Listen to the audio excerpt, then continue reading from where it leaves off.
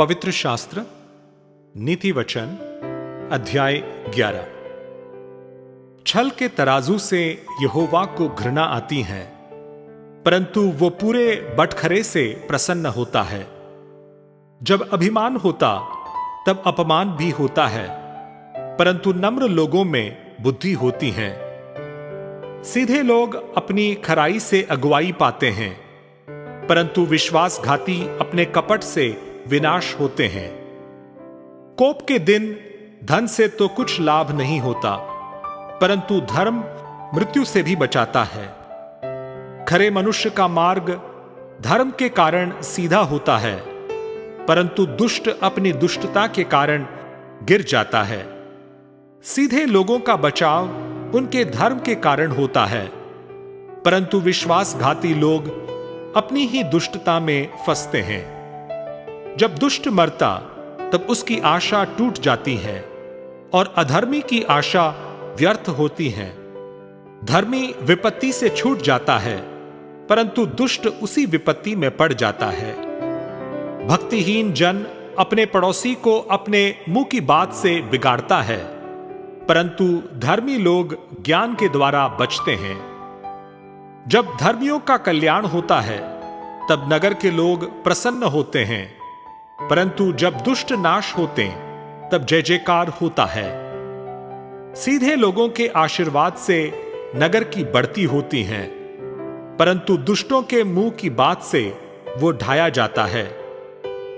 जो अपने पड़ोसी को तुच्छ जानता है वो निर्बुद्धि है, परंतु समझदार पुरुष चुपचाप रहता है।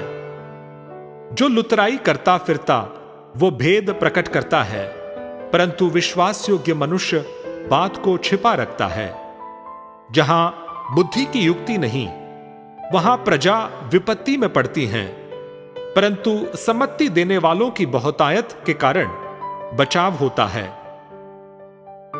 जो परदेशी का उत्तरदायी होता है वो बड़ा दुख उठाता है, परंतु जो उत्तरदायित्व से घृणा करता वो निडर रहता है। अनुग्रह करने वाली स्त्री प्रतिष्ठा नहीं खोती है और बलात्कारी लोग धन को नहीं खोते।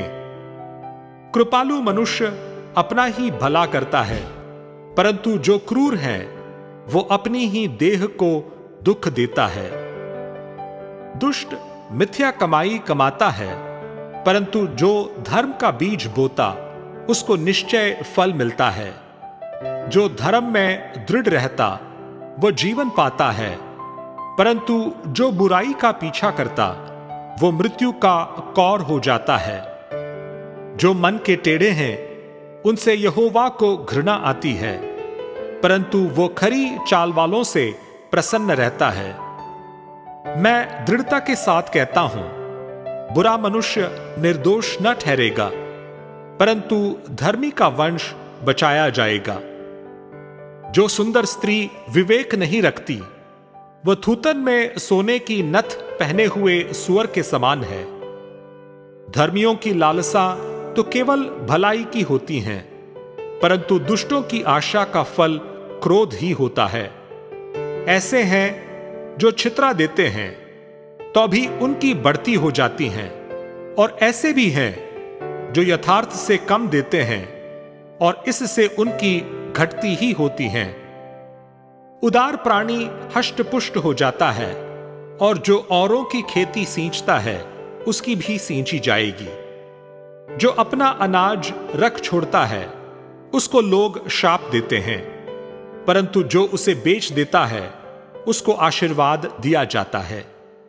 जो यत्न से भलाई करता है वो औरों की प्रसन्नता खोजता है, परंतु जो दूसरे की बुराई का खोजी होता है उसी पर बुराई आ पड़ती है। जो अपने धन पर भरोसा रखता है वो गिर जाता है, परंतु धर्मी लोग नए पत्ते की नाई लहलहाते हैं।